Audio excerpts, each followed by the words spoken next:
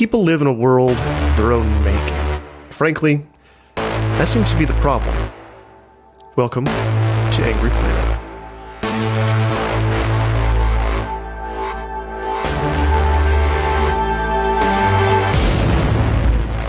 Hello and welcome to Angry Planet. I'm Jason Field. And I'm Matthew Galt. We talk about war a lot on this show. It's kind of the foundation of what we do. But the war in Ukraine is different, and frankly, it's scarier. It makes everyone think of World War II and World War III at the same time. So let's talk about it. Was there ever a chance to stop it? And what do we think will happen next? With us today is James Miller. He's a foreign policy analyst and journalist who has spent extensive time in Ukraine. Thank you for being with us. Oh, thank you both for having me. Well, let's just start off with, can you tell us a little bit about your experience in Ukraine? Because you were there for quite a while. Yeah, I mean, I covered Ukraine for quite a while. I've been in Ukraine many times. I worked for a magazine that some journalists might know called The Interpreter. And The Interpreter started as a small translation magazine. So we translated Russian to English, and I was the editor of that endeavor. And we were mostly working on Russian sources, and we worked a lot on the Sochi Winter Olympics in 2014. And right as the Winter Olympics were ramping up, the protest movement in Ukraine was ramping up, right? The pro-European Union protest movement, the Maidan. And, I really thought that was going to be our main story after the Olympics. And of course, we didn't make it that far because the government in Ukraine collapsed. The Maidan was, a popular uprising and toppled the government of Ukraine right in the middle of the Olympics. And so what my magazine did was literally minute-to-minute translation and analysis of news sources, including a lot of open source news sources. So a lot of video, tweets, YouTube stuff, a lot of stuff that was posted not by journalists, but by citizens of you. But, there's so much disinformation. So we were spending so much time really analyzing all that stuff and analyzing Russia's claims and debunking what was real and what was not. And we were also really the first organization to prove definitively that the troops, the little green men who were taking over Crimea were in fact Russian troops. And we did that through video analysis where we could actually track the soldiers and the vehicles who moved from this base in this video, and now all of a sudden they're in this intersection in this video, and you can prove who they are and where they came from and that they were Russian soldiers. And this is a period of time where the Russian government was denying that they were Russian soldiers, but also where foreign governments and news agencies were saying, well, we're not quite sure, but we're pretty sure. And, we were saying, well, look, we've got the proof. So that kind of work then really exploded when the war exploded in the Donbass in eastern Ukraine. And, we were basically doing round the clock analysis of who are these guys who are calling themselves separatists? And, are they really Russian? Are they supported by Russia? Are there weapons from Russia? Is there money from Russia? Are the vehicles that we're seeing from Russia? And, we tracked that conflict throughout. So during that period of time, of course, I spent a lot of time in Ukraine, but most of my time in the States directing, teams of people from all over the world, really. But, really trying to follow what was going on the ground, but from the perspective of a very zoomed out perspective, collecting all this citizen journalism information and sort of combining that with our personal sources on the ground, journalists on the ground who are doing incredible, you need field journalists, but a field journalist can be in one location at a time. So you've got one field journalist in this town, on this street in this town or city, but we've got video from all over that city. So, you can kind of use all these different sources to form a much bigger holistic picture. And we were updating in real time. So most of our updates were, sometimes minutes, sometimes hours apart, 7 days a week, 365 days a year for years on end. And that's really my experience with following this conflict. It's really fascinating to watch it unfold this time. It's so different from, even 8 years ago. I really feel like kind of what you're talking about, this kind of information gathering that's happening online, this kind of open source satellite imagery analysis. I mean, people are watching the war now through Google traffic patterns, right? Did you ever imagine a world back then where that kind of work was going to be kind of taken on by everyone on Twitter and the rest of online? It's incredible, actually. My work started in this sort of field in 2009 with the popular uprising in Iran after a rigged election there.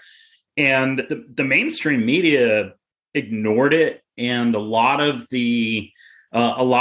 governments were just not paying attention to this stuff. And, when the Arab Spring started, especially when it started to get violent in places like Libya and Syria, you would have mainstream journalistic outlets say, well, the opposition says this and the government of Syria says this. We're not there because it's not safe to be there. And I'm like, yeah, but there are literally thousands of videos uploaded every single day. I mean, you effectively have live around the clock video from every part of that country. So if you're analyzing it, you are there. And, if you're also building and relying sources, I was never in Syria, but I had sources in every corner of that country who I came to rely on. It's not as good as being there, for sure, but you do get a different perspective. But what's happened with Ukraine is this stuff is now the way we cover the news. It's the way we cover these conflicts is through this kind of analysis. And it's great for a lot of reasons. The first reason is because, unfortunately, most of the people who are filming this stuff live there. They have to be. So I don't have to send, a Matthew Galt or a Jason Fields to the war zone to potentially get killed or kidnapped or whatever it is. Terrible things happen to journalists. Instead, we're relying on the people who are actually in those cities who have to live there. And so that means we get more information, we get it quicker, we get a bigger picture, we put fewer journalists in harm's way.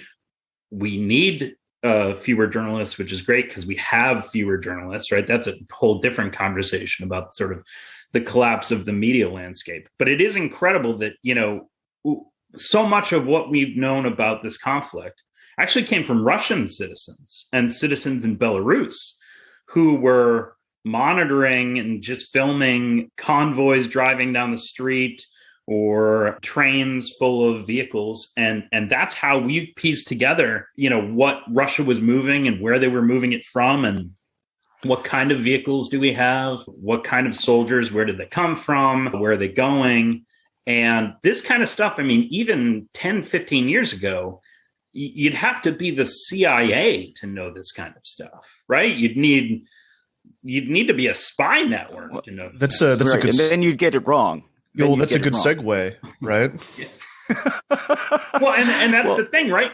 So they would tell you, hey, this is what we know about, this is what we know about what's going on in Iraq, or this is what we know about what's going on in Bosnia. And maybe they were right and maybe they were wrong, but as citizens of the world, you're either just going to take their word for it or not.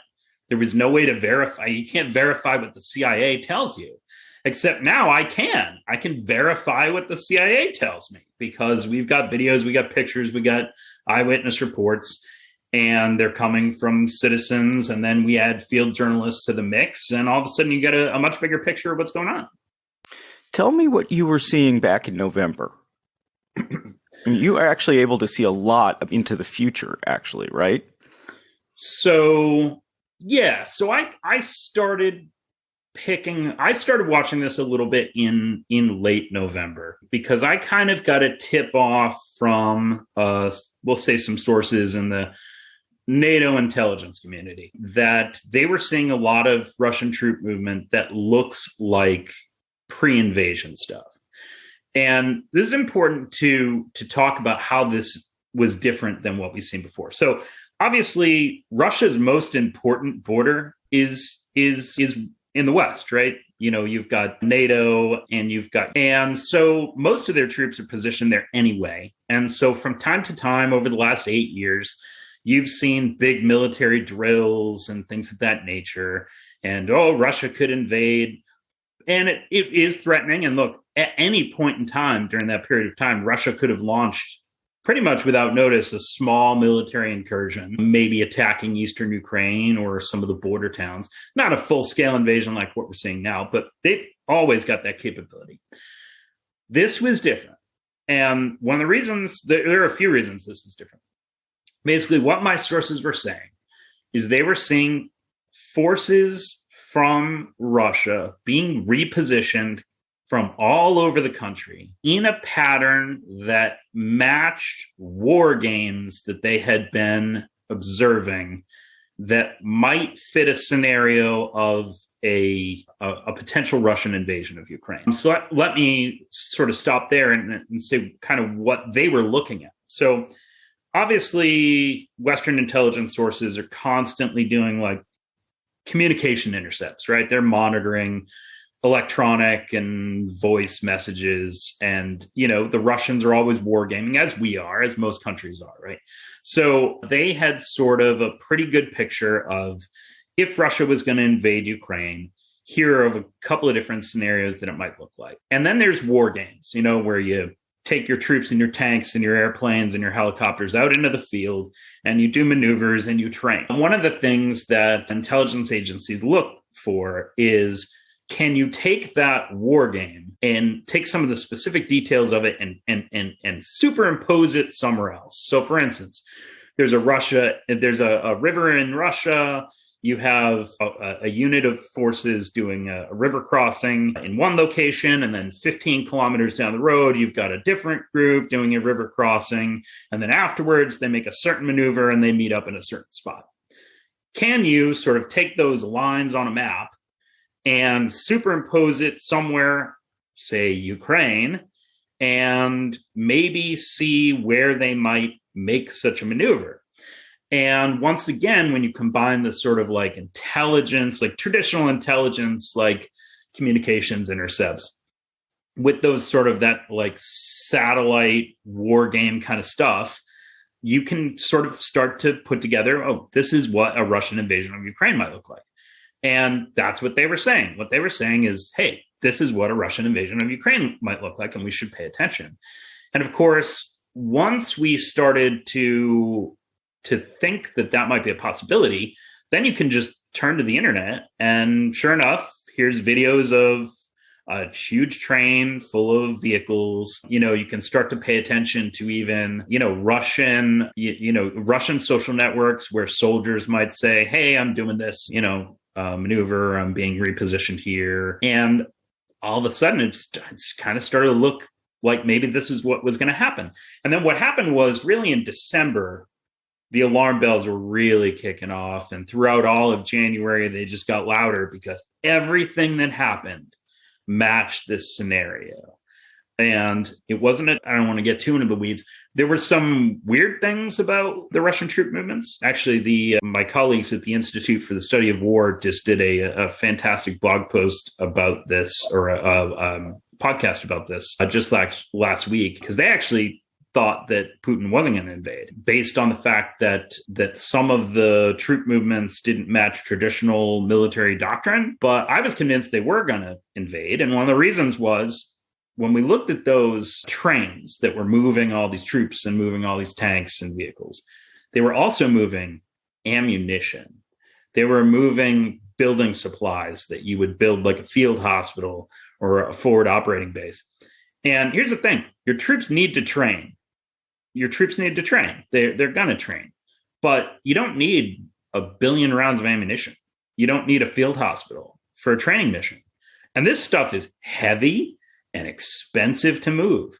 And so you start to look at it, and I'm like, man, Putin's going to do this. Putin is absolutely going to do this. And the U.S. intelligence agencies started to say it.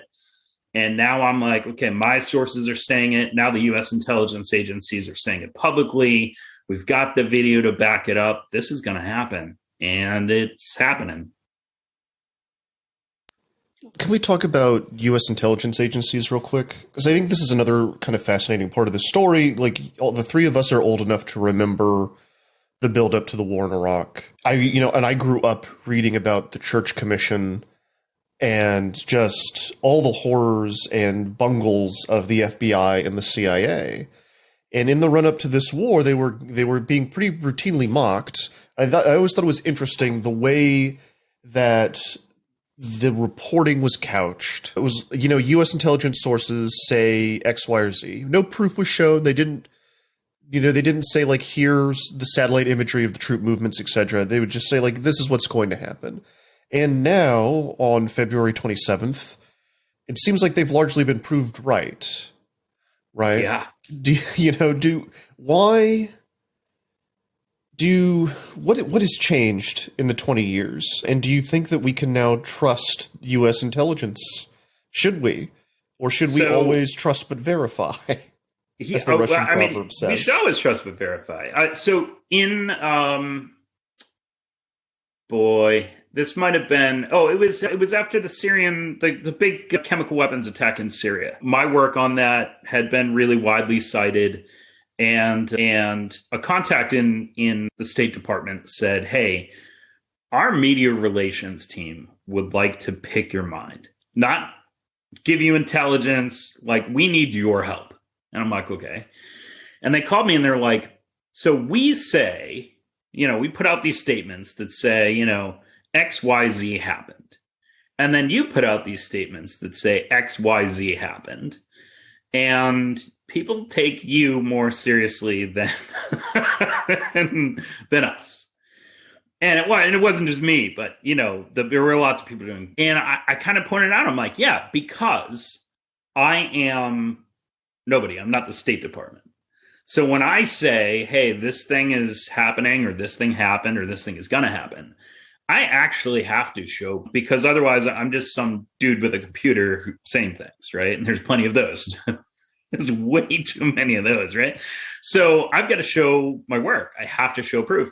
And the State Department doesn't want to do that. The CIA doesn't want to do that. And when you do that, it's these sort of low-res satellite videos, and people say, oh, that could be faked or whatever, right? So there's a reputational damage problem that they've got. But there's also this show your work issue that they have. This time it was a little bit different because there was so much information out there, like we've been talking about. So they were saying, hey, look, and they were being much more transparent about it too. They don't usually like to be alarmist. They don't usually like to do things like, at one point they predicted a specific date. And that was a really interesting episode. They said on a Sunday or a Monday, hey, it's going to happen Wednesday. And what's February interesting 16th, about that is, I think, was the day. I think you're right. Right. And there's a theory that they actually thought it was going to happen on Wednesday, on that 16th, on that date.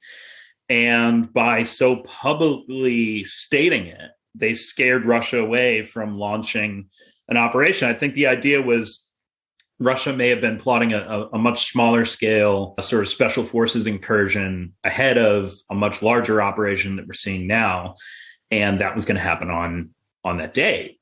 And so by putting this information out there, they're almost daring Russia to prove them right, or scaring Russia into changing its plans because A, everybody knows they're coming, and B, that would just make the United States look right. So they're very much toying with this idea of how do we regain the public's trust, and how do we use, strategic communications. So how are we using communications as part of the strategy, not just as like PR where we're like explaining away what we've done, right? But that's in the past, the government did whatever the government wanted to do.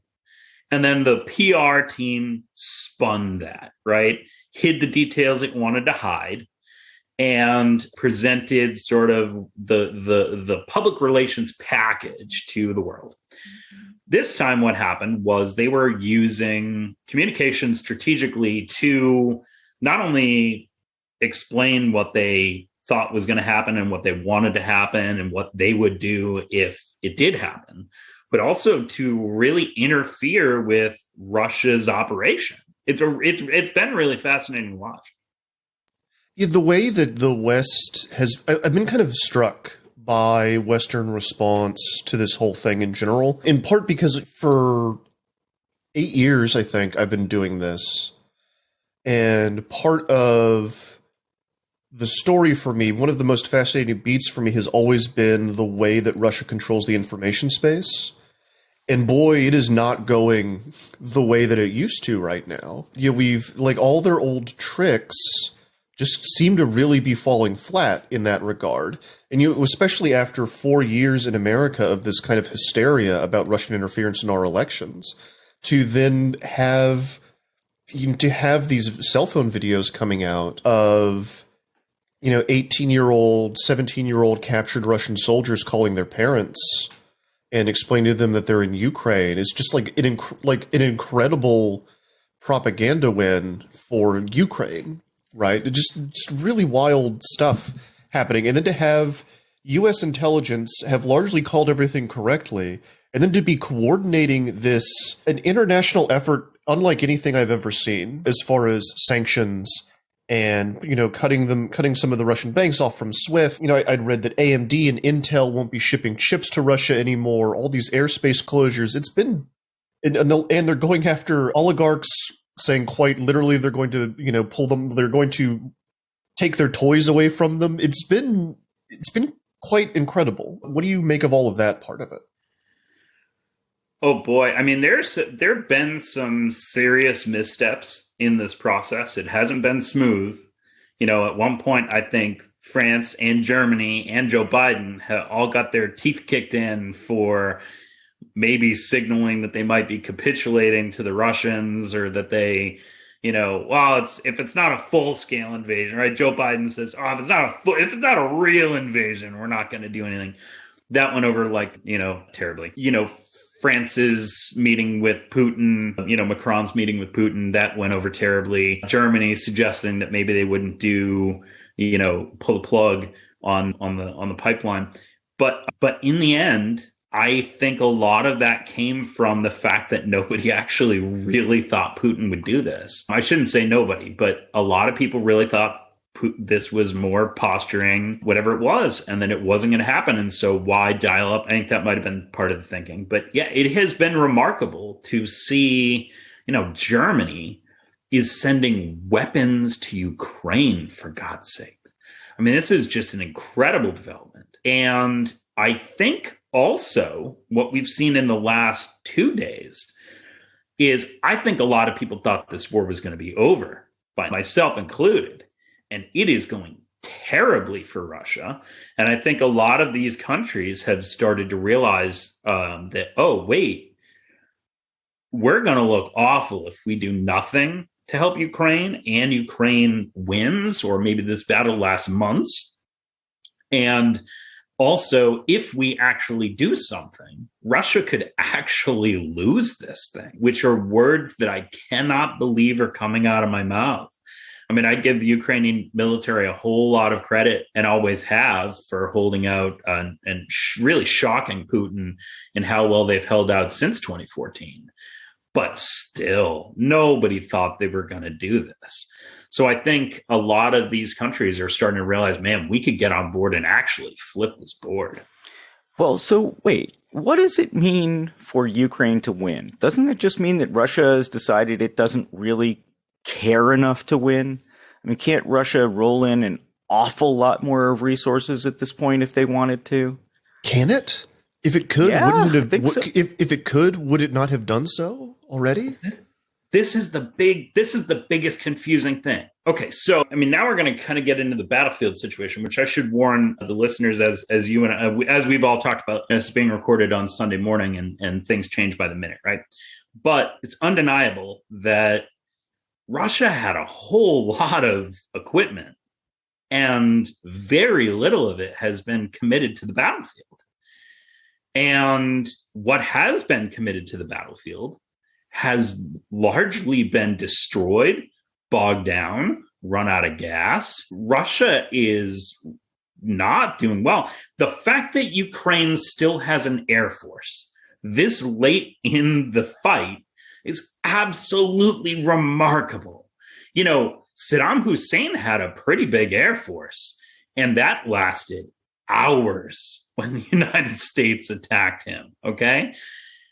The fact that Ukraine is still flying helicopters and planes around is just absolutely astonishing. And I don't understand anything about the Russian strategy. And, we talked about all the work that was being done to look at, Russia's got forces here and forces there and this there and this there. And I figured for sure. So my intelligence sources gave me two scenarios. Scenario one was what I call the blitz and siege scenario. So it was Russia overwhelmingly outnumbers Ukraine. So they're going to deploy as quickly and as massively as they can in as many fronts as they can. Divide Ukraine into little corridors. So they would blitz in sort of straight lines on 5 or 10 or 15 fronts, and then encircle cities rather than try to take them, and split Ukrainian military up and sort of crush it. Scenario two was, I think, more dire, which was the sort of the siege and capitulate scenario, where they were just going to use artillery and airstrikes and all this, ballistic missiles to really hammer Western Ukraine, while most of the fighting was focused on Eastern Ukraine. And the idea here was that Kyiv would capitulate and just give Russia southeastern Ukraine. And there would be some sort of peace pact and a new border, and Ukraine would be divided up even further. Neither one of those scenarios happened. It kind of looked like they went for the blitz, but like a crawling blitz. And where were the airstrikes? There were barely any airstrikes, right? So most of the Russian equipment hasn't been committed to the fight. And that's not sustainable. I mean, how many losses can Russia take before it decides, now for real, we're going to commit most of our equipment? I do not understand the Russian strategy. I don't understand their execution. They really have lost almost every battle they've fought, even in areas that they now control. I should say the worrying thing is in southern Ukraine. But I really don't understand what's going on. So, yes, at a certain point, I think Ukraine might fight Russia to a standstill. I think it will still be very, very bad for Ukraine economically and whatever. But now there's a glimmer of hope. And the glimmer of hope is on a couple of fronts. One, all of a sudden the world really believes in Ukraine. It's pretty hard to buy anything from Ukraine right now since, the whole country's under war. But man, if this conflict were to freeze again, everybody's going to be wearing Ukraine t-shirts, made in Ukraine. It's going to be a thing. And, so Russia has somehow turned Ukraine into a world hero, which is pretty remarkable. And I think you're going to see a lot of government aid for Ukraine. But the other thing is that I think this war, in theory, was very deeply unpopular in Russia. I think it was deeply unpopular with the Russian military. I think it was deeply unpopular with the Russian elite. And I think none of that would have mattered if it was over by now. If Putin came in and did what I thought he was going to do and take over Ukraine, that cloud would have blown over. Yep, the sanctions would have been there. Yep, there would have been that kind of fallout, but also you would see a massively renewed Putin. He would look like a god to the Russian people, and he would be able to have some sort of stability. But what if he launches an unpopular war and loses? It's an incredible scenario. It really is. I can't even believe we're talking about it. Yeah, it felt, I was thinking about this yesterday. And also I want to say, so again, we're recording on February 27th. It's just after 9:30. The latest is the two things I'm kind of tracking in real time right now is that there are peace talks with no preconditions that are going to be held in Pripyat on the border with Belarus. Zelensky has talked to Lukashenko, who's the Belarusian leader, and apparently Lukashenko is guaranteeing There's not going to be any shenanigans. And so there's going to be some sort of delegation and talks there. The other thing is that Putin has issued a statement in response to what he sees as Western aggression, saying that he's putting his nuclear deterrent forces on high alert. What that exactly means, I'm trying to figure out right now. But yesterday I was thinking that it feels like we're seeing a historic realignment of some kind. In that no matter what happens here, no matter how this ends, Putin has done damage to Russia that feels like it's not going to recover from for some time. It feels like they've been kicked back in the international space to like 1972. What do you guys think? I think they have to lose Yeah. for that to be true. You know, one thing that I've been thinking about and did a little reporting on is the longer the war goes on, the more involved other countries do become, right? Whether it's through sanctions or supplying weaponry, the more that Putin puts his nuclear forces on high alert, as you said, whatever that means. Does that mean that the West and the rest of the world actually becomes involved in this war in some way? They see that Ukraine is winning. Do we then jump in and help? I mean, this is the kind of thing that I worry about. What do you think, James? I mean, it's all possible. You know, I think if you look at what happened with Syria, Russia gets involved in Syria in 2015, which total side note that I don't want to get into, but I think the reason why you didn't see Russia invade Ukraine in 2015 is because they invaded Syria. They had to derail their efforts in Ukraine to go into Syria. But Russia goes into Syria, they kill a lot of civilians. I mean, a lot of civilians. They carpet bomb cities and they destroy hospitals, but they effectively win the war. And, you know, yeah, Turkey gets involved and now you've got this really awkward situation, but it's awkward, but kind of stable. I mean, as stable as something like Syria could be. And Putin has suffered almost no consequences for that. Almost none. Because he provided stability, he won the war. People have moved on. And that's awful on a whole lot of fronts. But at the same time, is the whole world going to, you know, be at sort of a constant war footing because Putin won the war, even if he committed atrocities to do it? I don't think so, right? I think what Crimea showed is that if Putin can do a thing and win, but it's stable, even though it's ugly, the world will move on. So, yeah, I don't know. I mean, look, there's a lot of scenarios, and I'm really hesitant to postulate too much, right?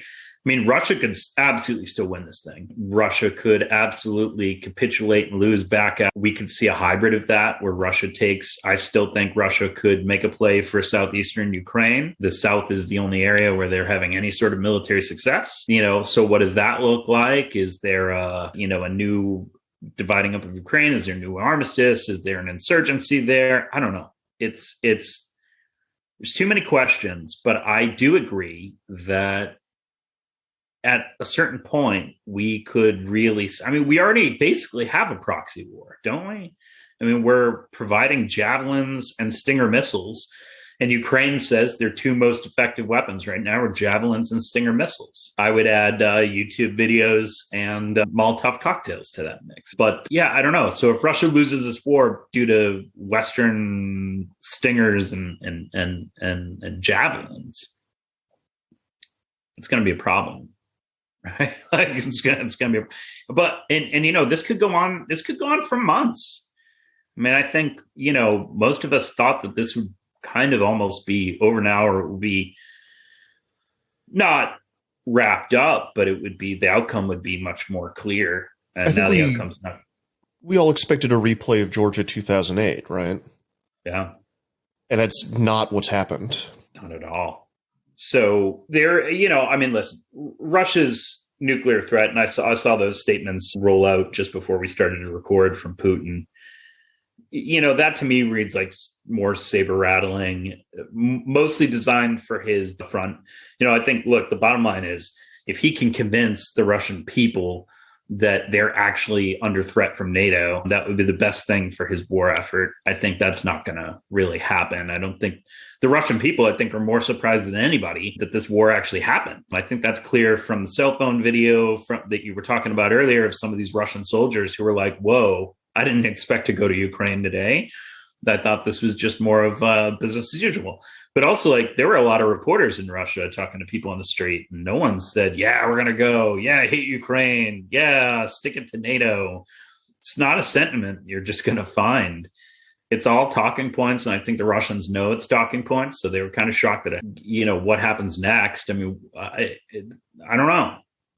What happens if we're talking about thousands and thousands and thousands of bodies returning to Russia? Where does that anger get placed? Does it get placed on the West for providing the weapons? Does it get placed on the Ukrainians for actually doing the killing? Or does it get placed on Vladimir Putin for committing this? I hope it gets placed where it should get placed, Vladimir Putin. Do I know that's going to happen? No. One thing that I've read recently is that Russia only ever has regime change through palace coups of one kind or another. And Matthew was talking about how the various oligarchs are now being, their toys are being taken away. Their yachts in Spain, right, are supposedly not going to be able to go out to sea anymore. So do we think that this could really shake up the people who need to be shaken up in Russia? I don't know how much he cares that the people are upset. 2,700 people were recently arrested for protesting. He can probably keep a clamp down on that. But maybe the wrong people are getting upset? Yeah, I mean, look, if you lose a yacht in Spain, but you gain a castle in Odessa, it's a pretty good trade. If you lose a yacht in Spain and you gain a letter that asks you for another $1 billion, then it's not a very good trade. Look, there's even some crazy speculation that I don't want to get into yet, as I still think it's too early, that actually what we're seeing is the Ukrainian brass or someone in it throwing this and saying, I don't want to do it. You mean the Russian brass? Sure. Yeah, sorry, you absolutely. Said Ukrainian brass. Sorry. Oh no, yeah, sorry, I misspoke. Russian brass. So I don't buy it, but I do know that there was absolutely dissent in the Russian military about this palace coup. Maybe. I'll tell you what, something really ugly could happen that we haven't talked about, which is our old friend Ramazan Kadyrov in Chechnya. He is really, so first of all, he's mobilizing his troops to go to Ukraine. His troops have a very different worldview than Russian troops. They are very fired up, and they are also almost railing against Putin. He's saying, Kadyrov's saying, I can't believe Russia's just toying with Ukraine. We're going to send the Chechens in to finish them off. Do you guys remember what he did to us? He's playing, he's playing the easy mode with Ukraine. He might be saying that's speculative, but it just he can't. He has to remember the Chechen War and what that was like, right?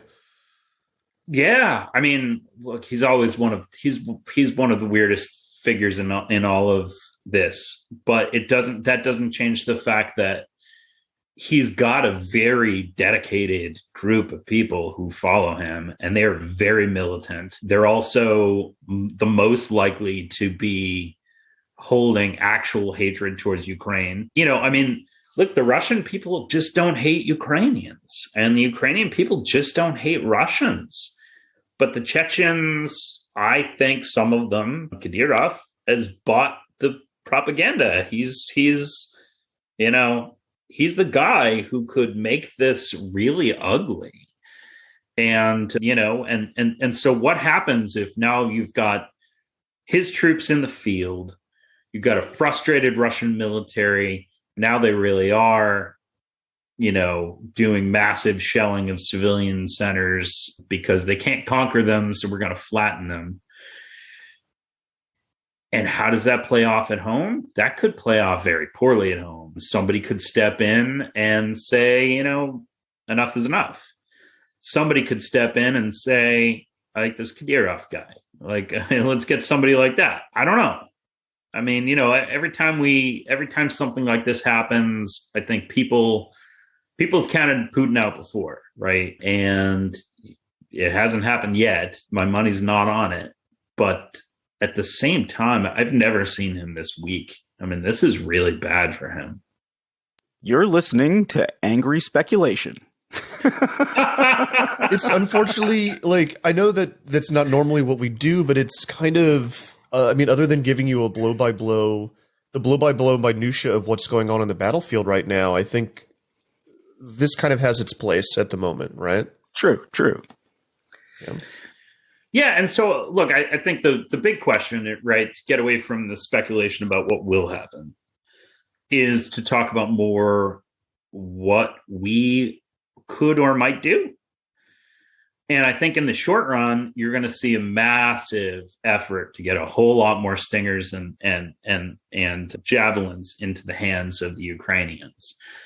And that'll work short term. But, I don't see the Ukrainian Air Force, if this continues, right? I don't see the Ukrainian Air Force lasting a whole lot longer. I mean, they are massively outnumbered. You're seeing, a lot of Russian, I've seen a lot of videos today of Russian sophisticated anti-aircraft weapons being deployed to the field, like the Buk that famously shot down MH17 back in the summer of 2014, the civilian airliner. So you're starting to see that kind of stuff deployed to the field. Eventually, if this continues, Ukraine is going to lose the air war. That's inevitable. And so if that happens, what do? I mean, a Stinger missile is great for shooting down a helicopter. It's not going to shoot down a Sukhoi. It's not going to shoot down, some of these big Russian bombers. You need real weapons to do that. Ukraine has those weapons, but how many and how well do they play out in the long term? I don't know. So is the United States or NATO really interested in deploying that kind of power? I mean, that's at that point, it's crossing that's very close to crossing from proxy war to war. So I doubt it. And so, at a certain point, if this continues, what the United States and everybody else is doing isn't going to be enough. Even if you do everything. The sanctions, the stingers, all that stuff. At a certain point, if Russia really wants to grind this out, it won't be enough. James Miller, it's been a real pleasure. Well, can you have pleasure out of something like this? I don't know, but it's been really interesting and helpful to help us understand the situation. So thank you so much for coming on the show. Yeah, thank you both. Wish the circumstances were better, but there is a glimmer of hope. Yes, there always is. Thank you so much for coming on to Angry Planet and walking us through all this. Thank you. Thank you both.